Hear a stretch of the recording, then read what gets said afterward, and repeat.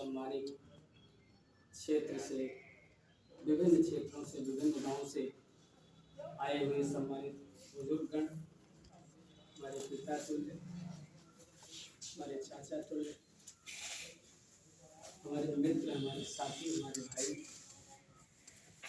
इस कृषि विभाग से संबंधित हमारे समस्त अधिकारीगण, आदरणीय डॉक्टर इम्तियाज भाई साहब, आदरणीय श्री प्रेमचंद जी, आदरणीय श्री रामचंद्र पाल जी, और बहुत पुराने और बहुत ही किसानों के लिए और लाभार्थियों के लिए बड़ा ही सहयोगी भाव रखने वाले हमारे आदरणीय श्री सहदेव यादव जी,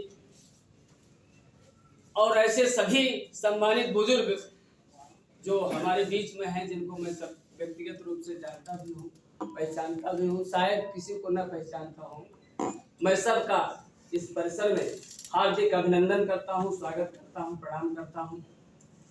और ये बड़ा सौभाग्य है कि आदरणीय डॉक्टर साहब और इस विभाग ने हमें यहाँ बोलने का या आपके बीच में अपनी कुछ बात रखने का अवसर दिया। इसके लिए हम आदरणीय डॉक्टर साहब और विभाग के सभी अधिकारियों का हृदय से अभिनंदन करते हैं, वंदन करते हैं, स्वागत करते हैं। और आपसे ये कहना चाहते हैं कि यह स्टाफ खास करके जो मूल रूप से हम सबके यशस्वी प्रधानमंत्री आदरणीय नरेंद्र भाई मोदी जी का जो ये किसान सम्मान निधि योजना की व्यवस्था चल रही है, वह सबको मिलनी चाहिए। किसी कारण से अगर कोई भी हमारा पिता, चाचा, भाई, मित्र, साथी इस योजना से वंचित है, तो वह निश्चित रूप से इस योजना का लाभ ले। उसके लिए आपको कोई बहुत बड़ी लंबी पहल नहीं करनी है। यदि आपका किसान सम्मान निधि रुका है तो किन कारणों से रुका है, उसके लिए सम्मानित अधिकारीगण, और अगर आप जरूरत समझें तो जहां हम मेरे सहयोग की जरूरत पड़ेगी, आपका यह बच्चा आपके लिए हमेशा कंधे से कंधा मिला करके चलता रहेगा। यशस्वी प्रधानमंत्री जी की ये किसान सम्मान निधि योजना इस बात के लिए है कि हमारे वो जरूरतमंद किसान जो छोटे छोटे काश्तकार हैं, जो बड़े भूभाग के मालिक नहीं हैं, उनको या उनके पास आय का कोई स्रोत नहीं है, समय पर रबी, खरीफ, जायद तीनों फसलों में समय समय पर जो है यह किस्त मिले, बीज और कीटनाशक दवाओं के लिए वह उपयोग में आए, ऐसा आप सबके आशीर्वाद से निर्वाचित हुए भारतवर्ष के यशस्वी प्रधानमंत्री आदरणीय मोदी जी यह योजना चलाए हैं। आदरणीय प्रधानमंत्री जी की तो बहुत सारी योजनाएं हैं, खास करके किसान के लिए किसान सम्मान निधि, फसल बीमा योजना, कुसुम सोलर पंप योजना, या जो भी हमारे आदरणीय डॉक्टर साहब, आदरणीय साहब जी और भाई साहब लोगों ने बताया, वह निश्चित रूप से हमारे लिए उपयोगी है। मैं तो आपका बच्चा, आपसे क्या कहूं, मैं इतना आपसे कहूंगा कि श्रद्धेय पंडित अटल बिहारी वाजपेयी जी ने एक अपनी कविता में कहा था कि मैं आज पुरुष निर्भयता का वरदान लिए आया भू पर, जिन्हें अपना आशीर्वचन दे करके भारतवर्ष की कुर्सी पर बैठाया है। ऐसे हम सबके यशस्वी प्रधानमंत्री आदरणीय नरेंद्र भाई मोदी जी हमारे लिए वह सब काम कर रहे हैं जिसके लिए हमने कभी सोचा नहीं था। हमारे श्रद्धेय स्वर्गीय पूर्व प्रधानमंत्री अटल बिहारी वाजपेयी जी ने कहा था कि मैं आज पुरुष निर्भयता का वरदान लिए आया हूं, पर पाए पी कर सब मरते आए, मैं अमर हुआ लो विष पीकर। अधरों की प्यास बुझाई है मैंने पीकर आग प्रखर, हो जाती दुनिया भस्मसात जिसको पल भर में ही छूकर। भय से व्याकुल फिर दुनिया ने प्रारंभ किया मेरा पूजन, मैं नर नारायण नीलकंठ बन गया, इसमें कुछ संशय। तो कहने का मतलब हम लोग अपने कर्म से, अपने मेहनत से, अपने विचारों से जो आज यह दिन लाए हैं, उसके लिए सभी अभिनंदन वंदन के पात्र हैं। मूल रूप से मैं आज बहुत गदगद हो रहा हूं कि आपका बच्चा, कभी कभी हम लोग बहुत छोटे कार्यकर्ता हैं जिनको बड़े लोग जो है मंच भी साझा नहीं करने देते, उनको अपनी बात भी नहीं कहने देते। लेकिन सम्मानित अधिकारीगण, मैं उनका अभिनंदन इसलिए करता हूं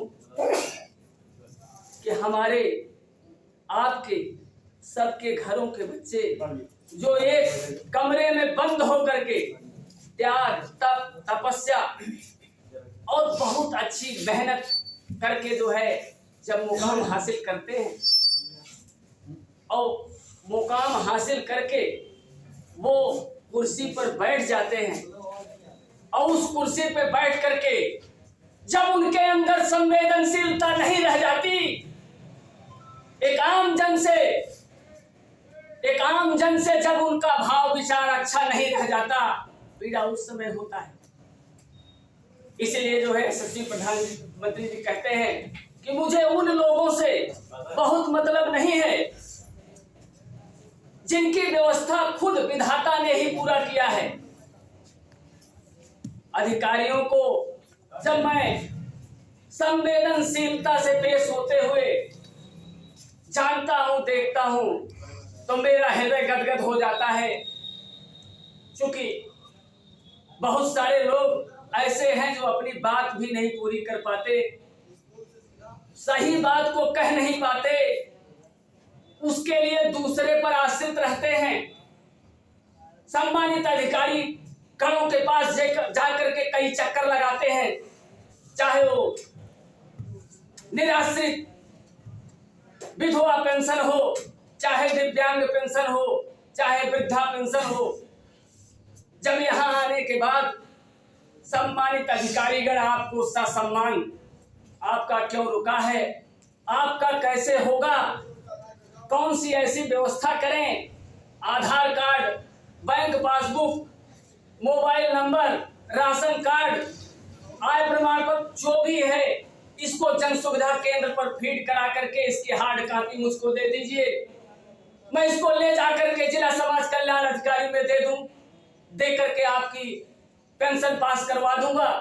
अगर कोई अधिकारी हमारे सम्मानित जनों से इस तरीके से बर्ताव करता है, जो आम नागरिक है, जिसको बहुत दुनियादारी से लेना देना नहीं, उसको कितनी प्रसन्नता होती है। ऐसे हमारे सम्मानित सब अधिकारीगण जब कभी हम सब जैसे छोटे लोगों का सम्मान कर देते हैं, तो हम लोग अपने को बहुत ही गदगद महसूस करते हैं। उसके लिए हम सम्मानित जनों का, अधिकारी सब लोगों का आभार व्यक्त करते हैं, वंदन करते हैं। क्योंकि आपको जो पद मिला है वो किसी ऐसी मांग से या ऐसे चुनाव से नहीं मिला है जो आसानी से मिल सकता है। वो आपका त्याग है, तप है, तपस्या है, बलिदान है। लेकिन जब वही बलिदान, वही त्याग, वही तपस्या किसी जरूरतमंद के बगैर परेशान किए काम आ जाती है, तो निश्चित रूप से हम लोग धन्य हो जाते हैं। हमारे बहुत सारे सम्मानित बुजुर्गगण, बहुत सारे सम्मानित लोग, सम्मानित आदरणीय, सम्मानित प्रधानगणों का, सम्मानित क्षेत्र पंचायत सदस्य गणों का, जिनका मैं अभिनंदन करता हूं, उनके पीछे पीछे पीछे पीछे चक्कर लगाते हैं। अगर किसी बात की उनकी नाराजगी है तो निश्चित रूप से उनकी वो जरूरत नहीं पूरी हो पाती। अफसोस होता है मुझे। जनप्रतिनिधियों के साथ साथ मैं अपने सम्मानित, अपने बुजुर्गों, अपने पिता तुल्य लोगों से यह कहना चाहता हूं, यशस्वी प्रधानमंत्री जी ने, जिन्हें आपने अपना आशीर्वचन दे करके प्रधानमंत्री बनाया है, ऐसे यशस्वी प्रधानमंत्री जी ने डीबीटी, डायरेक्ट बेनिफिट ट्रांसफर, आपकी व्यवस्था आपके खाते में हो। वो चाहते हैं कोई आदमी जो नहीं ताल्लुकात रखता जनप्रतिनिधियों से और वो जरूरतमंद है, प्रधानमंत्री आवास का, घर का नहीं मिल पाता, उसको घर, राजनीति का शिकार हो जाता है। इसी बात के लिए यशस्वी प्रधानमंत्री जी ने कहा है कि आने वाले कुछ समय में मैं खुद ऐसे लोगों को प्रशासन को भेज करके उनकी जानकारी करके हर गरीब को प्रधानमंत्री आवास से निश्चित रूप से उनको सुशोभित करेंगे, उनको प्रदान करेंगे। स्वच्छ भारत मिशन के अंतर्गत स्वच्छ शौचालय फेज 2 चल रहा है, जिसमें हमारे सम्मानित जनप्रतिनिधियों का योगदान अगर नहीं भी मिलता है तो हमारे सम्मानित अधिकारीगणों को ये चाहिए कि निश्चित रूप से वो जरूरतमंद को, उनकी व्यवस्था को निश्चित रूप से ला करके जो है Aadhaar card, bank passbook, mobile number यहाँ फीड करवा दें। स्वच्छ भारत मिशन जो फेज 2 चल रहा है वो हमारे सम्मानित जनों का है, आप देवतुल्य जनों का है, जिनके आशीर्वाद से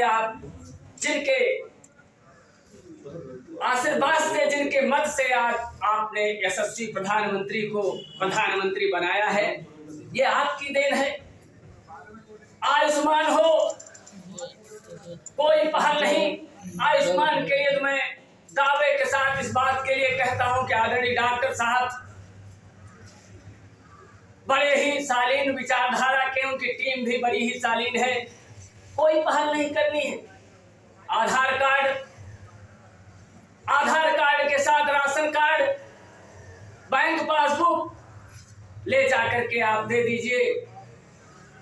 सिस्टम में आने के बाद, हक हुकूक रखने के बाद, पात्रता रखने के बाद आप ही उसके हकदार हैं।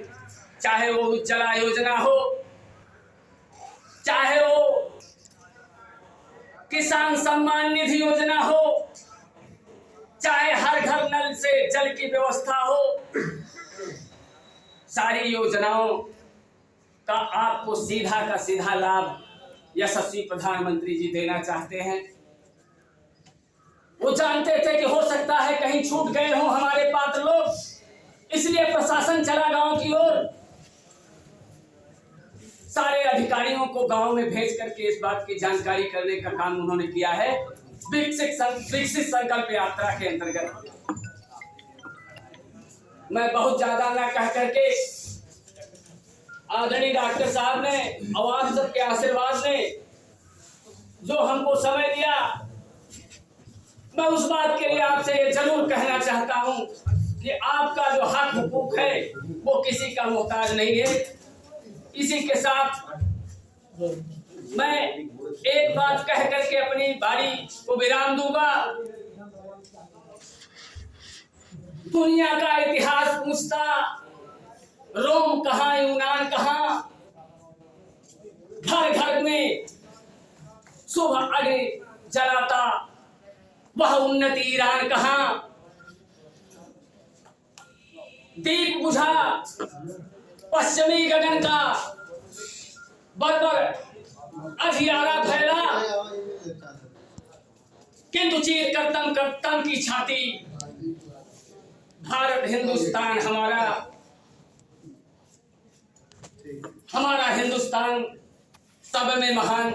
इसी के साथ मैं वाणी को विराम देता हूँ। बहुत बहुत धन्यवाद।